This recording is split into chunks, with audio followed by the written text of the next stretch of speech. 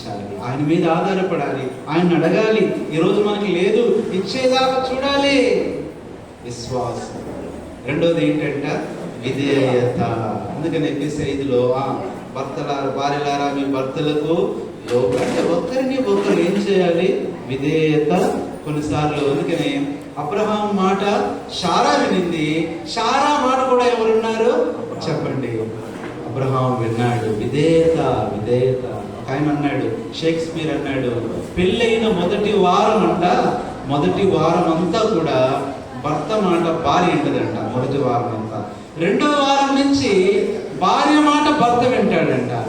మూడో వారం నుంచి ఇలా మాటలు అందరికి వినపడతాయంట.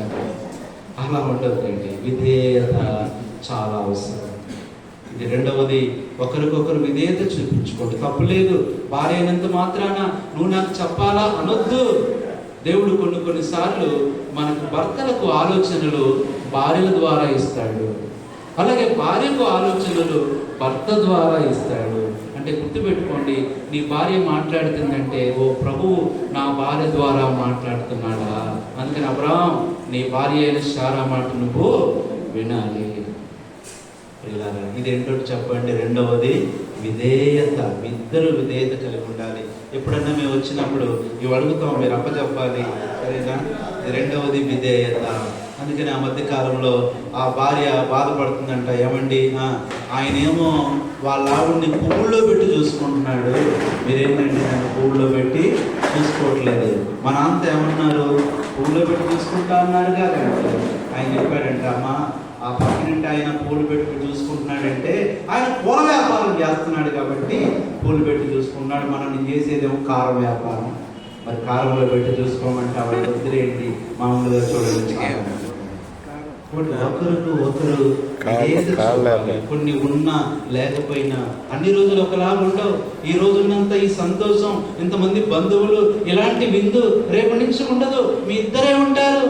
ఎన్నో పరిస్థితులు ఎదురవుతాయి. ఒకరికొకరు లోబడితే ఆ కుటుంబం ఎంత బాగుంటుందో తెలుసా?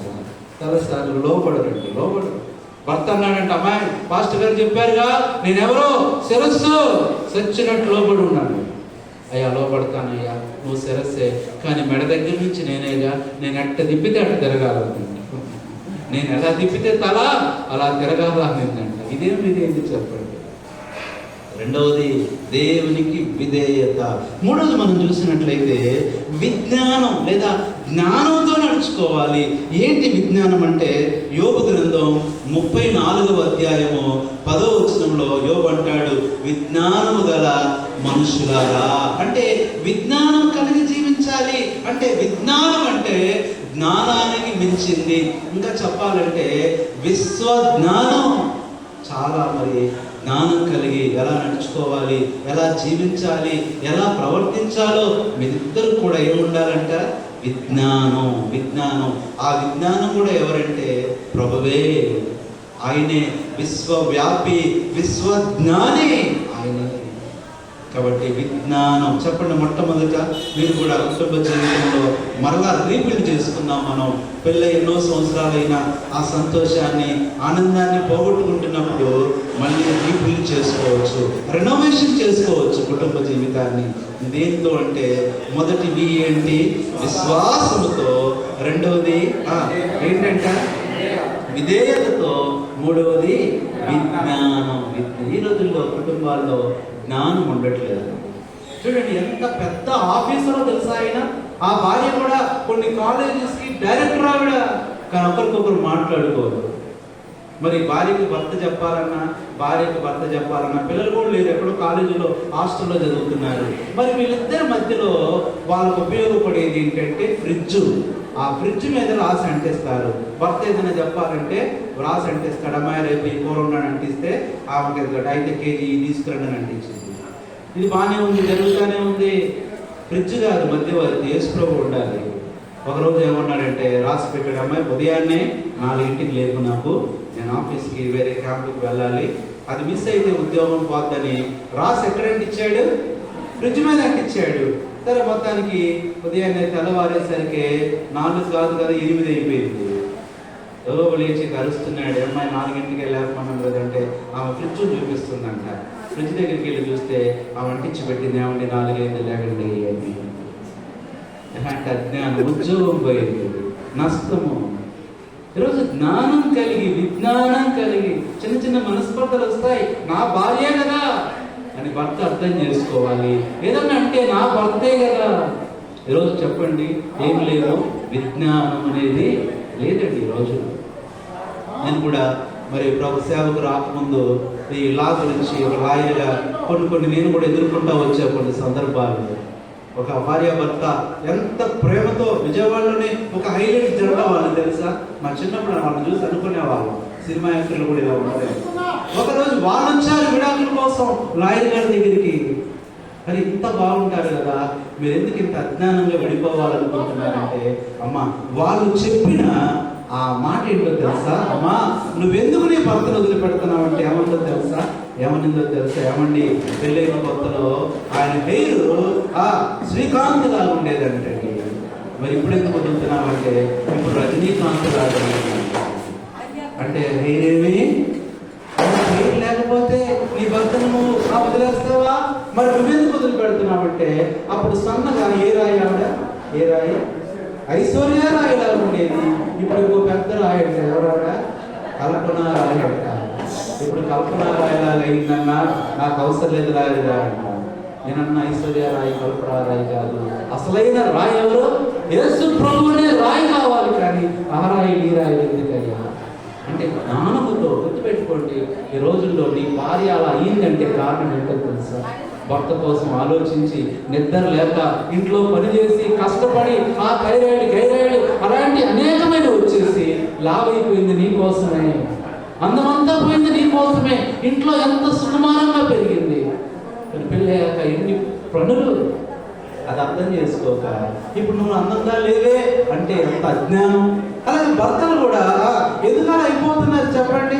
చూడండి, ఎందుకు రోజుకు 100 గ్రాములు రాలిపోతుందంటే జుట్టు. అమ్మ నీ గురించి ఆలోచించి కుటుంబంలో సమస్యలు, ఆఫీసులో సమస్యలు, ఇవన్నిటిని బట్టి ఉంటుందా జుట్టు, ఉండదండి. అంటే అమ్మ ఇటు చూడండి, అందరూ ఇటు చూడండి, విజ్ఞానముతో ఎన్నోన్నాను ఇది చెప్పండి. ఇద్దరు జాగ్రత్త ఏమైందండి. ఒకటి విశ్వాసంతో, రెండవది ఇద్దరు విధేయతతో, మూడవది జ్ఞానం కలిగి ఆలోచించాలి. మనం చూస్తే 4వవి మనం చూస్తే దేవుని వాక్యంలో నుంచి 34వ కీర్తన 4వ వచనం, 34వ కీర్తన 4వ వచనం, యెహోవా యొద్ద అది విచారణ కలిగిన జీవితం. అమ్మ విచారణ అంటే ఏంటి, ప్రార్థనా జీవితం. ఇద్దరు ఎక్కడ విచారణ చేయాలి, ఏది అవసరమైన ఇద్దరు కలిసి మోకాళ్ళ మీద దేవుని దగ్గర విచారణ చేయండి. ప్రభువా మేము ఎక్కడికి వెళ్ళాలి, మేము ఎక్కడ ఉండాలి, మేము ఎలా నడుచుకోవాలి. ఇంట్లో ఒక వస్తువు కొనాలన్నా విచారణ చేయాలి. ప్రభువా ఇది మేము తీసుకోమా వద్దా. అమ్మ ఏ జీవితం, విచారణ లేకపోతే వచ్చేదే విచారం. అనవసరంగా విచారించాల్సి వస్తుంది. అమ్మ చెప్తున్నాను కదా అక్క, అమ్మ జాగ్రత్త వినండి, అమ్మ ఇటు చూడండి అక్క, కొద్దిసేపు వినండి. అదే పాపం మాట్లాడితే ఏం చేస్తుందంటే ఆవిడ, ఏం చేయాలి మీరు కాదు వేరే ఊరు ఆవిడ, మాట్లాడితే సర్దుకుంటుందంట. బ్యాగ్ సర్దుకోవడం, ఊరు వెళ్ళిపోవడం, అమ్మోళ్ళ ఇంటికి వెళ్ళిపోవడం. ఏమ్మా మాట్లాడితే సర్దుకుంటున్నావు ఏంటంటే, పాస్టర్ గారు ఎప్పుడే చెప్పాడంటే అవని ఏమొచ్చినా నువ్వే సర్దుకుపోవాలమ్మా అన్నాడంటే. వచ్చి నువ్వే సర్దుకుపోవాలంటే ఏమేమనుకుంటుంది, బట్టలు సర్దుకుపోవటం అనుకుంటుంది, బ్యాగు సర్దుకుపోవటం అనుకుంటుంది. ఆత్మీయంగా సర్దుకుపో. దీనికి ఉండాల్సింది విచారణ. ఇద్దరు కలిసి మోకరించి ప్రభువుని అడగాలి. ఇది ఎన్నవది, 4వది విచారణ కలిగిన ఇద్దరు. ప్రతి దినం నిన్న చెప్పే ఉంటారు మీకు, కుటుంబ ప్రార్థనతో ప్రారంభించాలి, దినాన్ని కుటుంబ ప్రార్థనతో ముగించాలి. ఇది దేవుని దగ్గర విచారణ చేసే అనుభవం. ఇది ఎన్నవది, 4వది. 5వది చూస్తే వాక్య విలువలు. 7 విలువల్లో 5వ వి ఏంటంటే చూడండి, దేవుని వాక్యంలో నుంచి ఒక మాట చదివితే, కొలస్సీలకు రాసిన పత్రిక 1వ అధ్యాయము 9వ వచనం, కొలస్సీ 1:9 చదవండి. అందుచేత వినిన నాటి నుండి మేమును, అది ఈ విచారణ మీ నిమిత్తం ప్రార్థన చేస్తున్నాం. దేని కొరకంటే సంపూర్ణ జ్ఞానమును ఆత్మ సంబంధమైన అది వివేకం. కుటుంబంలో కావాల్సింది ఏంటి అమ్మ? అందరు చెప్పండి, ఏం కావాలి? వివేకంతో ఉండాలి. వివేకం కలిగి వాళ్ళు జీవించాలి. వివేకం ఉండదు కొన్నిసార్లు. ఎలా ఉంటుందంటే, ఆమె ఎవరో వచ్చి తోడు అడిగిందని వెళ్ళిపోతున్నాడు భర్త. తోడు కావాలనేసరికి వెళ్ళిపోతున్నాడు, నేను వస్తా అన్నాడు. ఆ భార్య ఉంటుంది, అయ్యా అడిగింది తోడు అంటే నిన్ను కాదయ్యా, పాలల్లో తోడు అడిగింది. అయ్యో పాలల్లో తోడు అడిగింది. ఏదేమనుకున్నాడు? తోడు రమ్మంటుందని వెళ్ళిపోతున్నాడండి వేరే వాళ్ళతో. ఏం కావాలి? వివేకం. వివేకంతో మనం జీవించాలి. ఏది మంచో, ఏది చెడో, ఏది చేయొచ్చో, ఏది చేయకూడదో అది వివేకంగా ఆలోచించాలి. ఎవరో అడిగారంట, అయ్యా నీకు నీ భార్య ఇష్టమా, నీ చెల్లంటే ఇష్టమా అని అడిగితే అతను అన్నాడంటే, అది వివేకంగా చెప్పాలిగా. భార్య ఉంటుందా లేదని కూడా చూడకుండా, నా భార్య కాదు, నా చెల్లి కాదు, భార్య చెల్లి అంటే ఇష్టం అంటున్నాను. ఎంత పెద్ద గొడవ తెచ్చుకుంటే ఏం కావాలి చెప్పండి? వివేకం. ఎన్నోది? వివేకంతో ఆలోచించాలి. ఎందుకు ఈ పరిస్థితి వచ్చింది, ఎందుకు ఈ దినం ఇలా ఉంది, ఎందుకు ఈ కష్టం వచ్చింది? వివేకం. వివేకం లేకపోతే బైబిల్లో ఉంది, వివేకం లేని సుందర స్త్రీ ఎలా ఉండదంట. అలాగే పురుషుల విషయంలో కూడా అంతే, స్త్రీలే కాదు, బైబిల్లో అందరూ సమానం. వివేకం లేకపోతే ఈరోజు మనం అడగాల్సింది, ప్రభువా మాకు బిడ్డలు మనకు అదే ప్రార్థన చేద్దాం. వాళ్ళు చిన్న వాళ్ళు తెలియదు, మరి యవనస్తులు కాబట్టి ఈ రోజు నుంచి ప్రభువా వారికి ఏమేమో దేవుని ఆశీర్వాదం యేసు ప్రభు అయితే, ఆశీర్వాదం వాక్యం అయితే, ఆ వాక్యమే యేసు ప్రభు అయితే, ఆ వాక్య విలువల్లో 5వ విలువ ఏంటంట చెప్పండి అమ్మా. ఇంతకు మించి ఏం లేవు. మన ఇంట్లో ఉండే ఫ్రిడ్జ్లు, టీవీలు, కూలర్లు, ఏసీలు ఇవి కాదు విలువైనవి, ఆత్మ సంబంధమైనవి. ఇవి మిగుల విలువ కలవి. విలువ కలవి ఎన్నో చెప్పండి? 5. ఆ రోజు మనం చూస్తే 6వ మాట చూడండి దయచేసి దేవుని వాక్యంలో. 1 పేతురు 3వ అధ్యాయము 8వ వచనం. పేతురు రాసిన మొదటి పత్రిక 3వ అధ్యాయము 8వ వచనం. అది మీరందరూ అంటే మీ ఇద్దరు ఏక మనస్కులై ఒకరి మళ్ళీ చదవండి అన్నమాట. ఒక్కరి సుఖ దుఃఖములు యందు ఒకరేం చేయాలి? పాల్పడి కరుణా చిత్తులను. అది ఏంటంట? నీ పేరు చెప్పిందక్క ఇప్పుడు వినయంతో నడుచుకోవాలి. ఎప్పుడు కూడా గుర్తుపెట్టుకోండి, భార్య ఎప్పుడు భర్త ముందు తన గొప్పతనాన్ని ప్రదర్శించకూడదు. నేను ఇంత గొప్ప, నువ్వు చదువుకోవచ్చు, నీకు మంచి ఉద్యోగం ఉండొచ్చు, కానీ నీ భర్త దగ్గర నువ్వు ఎలా ఉండాలి? అట్లాగే భర్త కూడా ఆ భార్య దగ్గర ఎప్పుడు కూడా హెచ్చించుకోకూడదు. నేను ఎంత గొప్పవాడు తెలుసా, నేను ఎంత చదువుకున్నాను.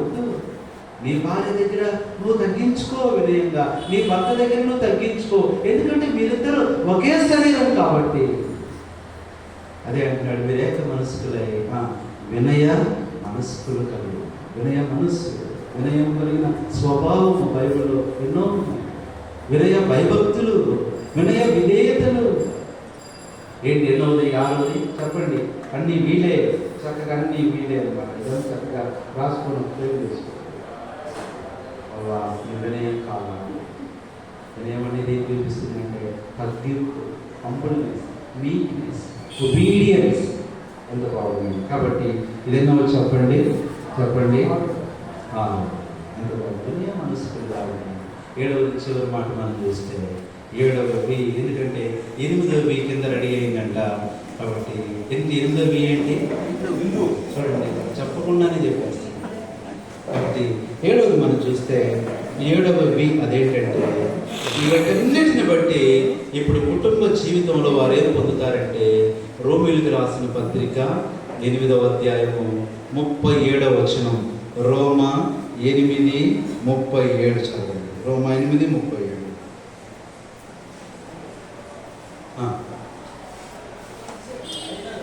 త్వరగా చదవండి.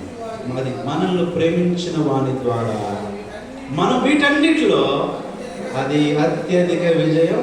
ఆ సంతోషం ఏంటంటే ఇద్దరు రెఫరెన్స్ చేస్తున్నారు, చదువుతున్నారు. సంతోషంగా ఆ వినయం వాళ్ళల్లో చూడగలుగుతున్నాను. జీవితాంతం ఉండాలి. ఏంటంటే చెప్పండి, నేను చాలా చోట్ల చూస్తాను, చేతుల్లో బైబిల్ అయితే ఉండదు కానీ ఓపెన్ చేయరు. ఆ పెళ్ళికొడుకు ఎందుకు ఓపెన్ చేయరంటే ఓపెన్ చేయడం తర్వాత సీల్ కూడా తీయరు. ఇది ఎవరో మ్యాథ్స్ గిఫ్ట్ ఇచ్చిందంట, మీ అమ్మ గిఫ్ట్ ఇచ్చాడు, మరి సీల్ ఎందుకు తీయమంటే సీల్ తీస్తే దుమ్ము పడిద్దంటే నీకు ఇచ్చింది ఎందుకయ్యా? చదవడానికి. అంత చక్కగా చదువుతున్నారో చూడండి. ఆ బైబిల్ ఎవరిచ్చారో వాళ్ళు ధన్యులండి నిజంగా. కాబట్టి 7వది ఏంటంట? విజయం. కుటుంబ జీవితంలో ప్రతి సమస్యపై విజయం. శోధనలన్నీ వస్తానే ఉంటాయి, కష్టాలన్నీ వస్తానే ఉంటాయి. రేపటి నుంచి ఎన్నెన్నో మీరు ఎదుర్కొంటారు. వాటన్నిటిని ఏం చేయాలంట? విజయం. దేని ద్వారా? ఎన్నిటి ద్వారా? వాటి మీద ఏం కలగాలి చెప్పండి? ఏమన్నా వీటన్నిటిలో చదవండి అన్న. అత్యధిక. ఎంత బాగుంది. పెళ్ళైపోయింది, చక్కగా వాకింగ్ చెప్పాడు సేవకుడు. వెళ్తున్నారంట, బస్సులో వెళ్తున్నారు. ఎవరు మీ ఊరేంటి? కృష్ణానగర్ నుంచి బట్టిప్రోలు వస్తుంటే విమోచన ఏం చేసిందంటే ఇద్దరు కలిపి ఒక టికెటే తీసుకుంది. ఒక అమ్మాయి పెళ్లి కూతురు ఒక టికెటే తీసుకుంది.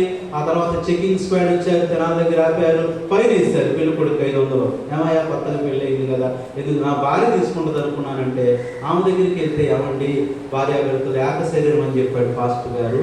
ఒక శరీరానికి ఒక టికెట్టే కదా, ఒక శరీరం కాబట్టి ఎన్ని టికెట్లు తీసుకుంది అంటే ఆమె చూడండి ఎంతగా వాక్యంలో లీనమైపోయిందో. కానీ నేనంట అమ్మా అది కరెక్టే, నేను క్రైస్తవుడినే, ఇంట్లో ఒక శరీరం కానీ బస్సులో 2 తీసుకోవాలి. అర్థమవుతుందా? కాబట్టి అమ్మ 7వది ఏముండాలంట? విజయం. కాబట్టి ఇవన్నిటినీ ఇవ్వటం కొరకే ఇలా. అందుకని వివాహం అనే అనుభవంలో సర్వలోక కళ్యాణం అని మరి అనేక శ్లోకాల్లో రాయబడతా వచ్చింది. ఈ వివాహం చేయటం కొరకై, ఈ కళ్యాణం చేయటం కొరకై మనందరినీ కూడా ఆశీర్వదించడానికి, శాపాన్ని మార్చడానికి, శిక్షను తొలగించడానికి, అంతేకాదు అసలైన చివరి వివాహం ఉంటుంది, అదే గొర్రె పిల్ల. ఆ వివాహానికి తీసుకెళ్ళటానికి 2040 సంవత్సరాల క్రితం ఈ లోకానికి ప్రభువు అయిన యేసు క్రీస్తు ఈ లోకానికి వచ్చాడు. మనం చూసిన 7 వీళ్ళలో ఆయన ఉన్నాడు. చెప్పండి. ఇప్పుడు మొట్టమొదట ఆ వాక్యము, ఆ ఆశీర్వాదము యేసు ప్రభు అయితే మొట్టమొదట విశ్వాసం. Very good. ఆ విశ్వాసం ఎవరు? విశ్వాసములకు కర్తయు దాన్ని కొనసాగించేవాడు. ఒకప్పుడు అవిశ్వాసం, ఆ విశ్వాసాన్ని ఆయనే మనలో కలిగించాడు. 2వది విధేయత. ఆయన కూడా తనను తాను తగ్గించుకొని విధేయత చూపించినాడు. తల్లిదండ్రులకు విధేయుడైనాడు, తండ్రికి విధేయుడైనాడు, దేవునికి విధేయుడైనాడు. 3వది ఏంటంటే విజ్ఞానం. ఆ జ్ఞానం ఎవరు? సర్వ సంపదలు, బుద్ధి, జ్ఞానములు ఎవరిలో ఉన్నాయి? ఆయనే విజ్ఞానం. 4వది విచారం. ఎవరా విచారం? నీ కొరకు నా కొరకు తండ్రి కుడి పక్షాన కూర్చొని విచారణ చేస్తూ ప్రార్థన చేస్తున్నాడు. ఎవరైనా? యేసు ప్రభువు. 5వది ఎవరైనా? ఆ వివేకం కలిగిన వాడు నీ కొరకు నా కొరకు ఆ వివేకవంతమైన వాక్యాన్ని సువార్తను అందించాడు. 6వది ఏంటంటే వినయం. ఆయన ఎంతో వినయం కలిగిన వాడు. అందుకని ఆయన దీనుడిగా వచ్చాడు. ఆయనకి ఎలాంటి విమర్శ దొరకలేదు. బొచ్చు కత్తిరించు అని ఎలాగైతే గొర్రె పిల్ల వినయంగా లోపడి తలదించుకుంటుందో అలాగ ఆయన మన కొరకు. 7వది చూస్తే ఆ విజయం ఎవరు? సాతాన్ని, మరణాన్ని, లోకాన్ని జయించిన వాడు ఒక్కడే, ఆయనే ప్రభువు అయిన. కాబట్టి వినయ్ అండ్ విమోచన, 2 letters, the beginning of your names are V. కాబట్టి 7 వీలు గుర్తుపెట్టుకోండి. 7వ V ఇక మీ జీవితంలో ప్రతిరోజు ఏంటి చెప్పండి? విజయమే. కష్టాలు వచ్చినా, బాధలు వచ్చినా, ఇబ్బందులు వచ్చినా, శోధనలు, ఎలాంటి పరిస్థితులు వచ్చినా అదేంటి చెప్పండి? గొప్ప. కాబట్టి ఈరోజున ఆ మాట, యెహోవా వలన మీరు ఆశీర్వదింపబడినవారు. 2వ మాట ఏం చూసాము? ఏ మాట? ఆశీర్వాదమునకు వారసులగుటకు పిలువబడింది. ఆ ఆశీర్వాదము ఏమని చూసాము చెప్పండి? వాక్యం అని చూసాం. ఆ వాక్యమే ప్రభువు అయిన యేసు క్రీస్తు. కాబట్టి వాక్యము విలువైనది. దొంగదబోతున్నా అందుకని ఇంట్రడక్షన్లో చెప్పాడు. వాక్యం వాక్యం నాతో అన్నాడట, మీరు టైం పట్టించుకోవద్దు, వాక్యం అంటున్నట్టు. నిజంగా కుటుంబ జీవితంలో వాక్యానికి విలువ లేకపోతే మనకు విలువ ఉండదు. కాబట్టి ఆ 7 విలువల్లో, ఆ 7 విలువలు మనం చూసాం. అందులో చివరిది ఏంటంటే చెప్పండి? విజయం. కాబట్టి విజయవంతమైన క్రైస్తవ జీవితం కలిగి మరి ప్రభు కొరకై ఈ విధంగా మరి జీవించినట్లుగా ప్రభువు వారిని ఆశీర్వదించినట్లుగా మనందరం కూడా ఏం చేద్దాం చెప్పండి, ప్రార్థన చేద్దాం. అలాగే దేవుడు ఎవరు వీళ్ళిద్దరిని మరి దీవించినట్లుగా. అందుకని వివాహం అంటేనే మ్యారేజ్ అన్నారు. ఈ మ్యారేజ్ అనే దాంట్లో 8 అక్షరాలు ఉన్నాయి. 8 అనేది ఏంటంటే 8 దేని గుర్తులు తెలుసా? నీ పేరేంటి? విమోచన. విమోచన గుర్తు. నోవాహు ఓడలో 8 మంది ఉన్నారు. విమోచన the number which signs for redemption. M అంటే మేనిఫెస్టెడ్. ఈ వివాహాన్ని, ఈ బిడ్డల్ని దేవుడే తయారు చేశాడు. ఏ అంటే అరేంజ్డ్, దేవుడే దాన్ని సిద్ధపరిచాడు. ఆర్ అంటే రికమెండెడ్, దేవుడు దాన్ని ఆమోదించాడు. ఇంకొక ఆర్ అంటే రిజిస్టర్డ్, దేవుడే దాన్ని ముద్రించాడు. ఐ అంటే ఇంటిగ్రేటెడ్, దాన్ని ఆయనే పవిత్రపరిచాడు. ఏ అంటే అసోసియేటెడ్, వారిద్దరిని ఏకం చేశాడు. జి అంటే జెన్యూన్డ్, అదెంతో ముఖ్యమైనదిగా మంచిదిగా చేశాడు. ఈ అంటే ఎస్టాబ్లిష్డ్, దేవుడే వివాహాన్ని ఏం చేశాడు? స్థాపించాడు. కాబట్టి ఇన్ని చేశాడు. కాబట్టి వీళ్ళిద్దరిని కూడా అలాంటి 7 అనుభవాలు. ఎందుకంటే ఆ 7 ఇద్దరు అప్పచెప్పేశారు. ఇక చాలు, వాక్యం చాలు. కాబట్టి ప్రియులారా, కాబట్టి 7 అనుభవాలు ఇంకెవరైనా ఇక్కడ ఉన్నప్పుడు మరి ప్రభు నెరగకుండా ఉన్నట్లయితే, రక్షణ పొందకుండా ఉన్నట్లయితే, ఈ వివాహ రిసెప్షన్కి మీరు వచ్చారు. అసలైన వివాహ రిసెప్షన్ అదే గొర్రె పిల్ల వివాహం. ఎవరైతే యేసు ప్రభును అంగీకరిస్తారో, హృదయంలో చేర్చుకుంటారో, ఆయన రక్తంలో కడగబడతారో, మీ అందరికీ ఇన్విటేషన్ వచ్చేస్తుంది. గొర్రె పిల్ల వివాహోత్సవం వచ్చి ఉన్నది, దానికి పిలువబడిన వారు ధన్యులు, దేవుడిని పిలుస్తారు. కాబట్టి ఇది చేయడం కొరకు యేసు ప్రభు కలువరి శిలువలో రక్తం కార్చాడు, ప్రాణం పెట్టాడు.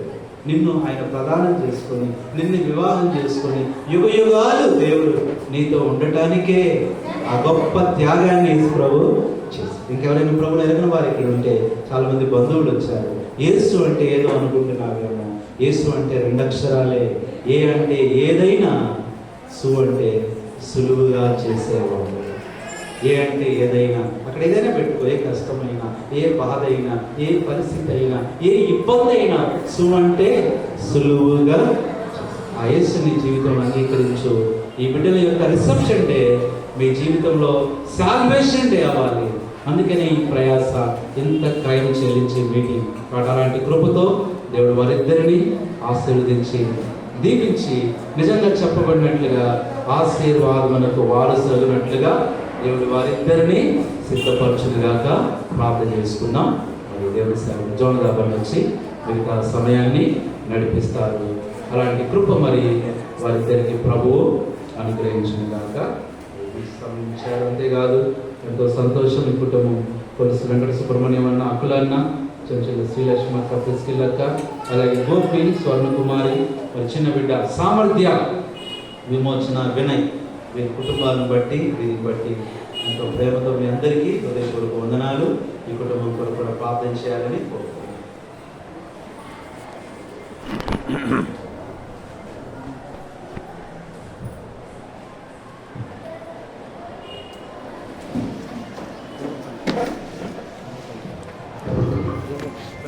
ప్రార్థన చేసుకుందాం.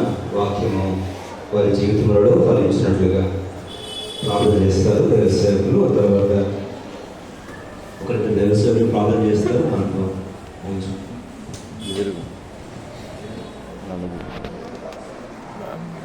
ఇట్లా పట్టుకున్నాను, ఏది కలిగినా పోయింది. చూపిన నన్ను ఇదిప్పండి, వీడియో ఇదిప్పండి అంటే సహోదరులు మ్యాథ్యూ గారు బాపట్ల నుంచి వచ్చిన సహోదరులు దయచేసి ప్రార్థన చేస్తారు. వాక్యం వారి జీవితంలో స్థిరపరచుకున్నట్లుగా ప్రార్థన చేస్తారు. ఏదైతే వివరాలు వారి కొరకు